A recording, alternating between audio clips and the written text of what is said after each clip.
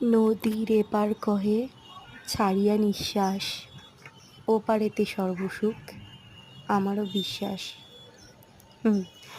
Good evening everyone, কেমন আছো সকলে? আশা করি খুব ভালো আছো। একটা মিনি ব্লগ নিয়ে চলে এলাম। এটা কোনো এক সকালের একটা ভিডিও বানিয়েছি রেখেছিলাম, তো ভাবলাম সেটাই শেয়ার করি।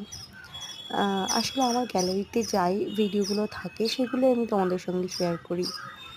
তো এই যে অনেক রকমের গাছ মানে ছিল আমার সেই সময়, এই মুহূর্তে নেই। একটাও গাছ নেই এই মুহূর্তে। সেই মুহূর্তে ২-৪টে ছিল, এখানে তো গ্যালারি কম, জায়গা শর্ট, শুধু উইন্ডোতে যে কটা আর কি লাগাতে পারি। তো শখ আছে প্রচুর, গাছপালা লাগানোর প্রচুর শখ, কিন্তু আমার ছোটো মেয়েটা হওয়ার পর থেকে তো আমি আর মানে পেরে উঠি না। ও তাদের তো একটা যত্ন আছে। তবে এবার মেয়েটা একটু বড় হয়ে গেছে, এবার মানে করব ইনশাল্লাহ, দেখা যাক।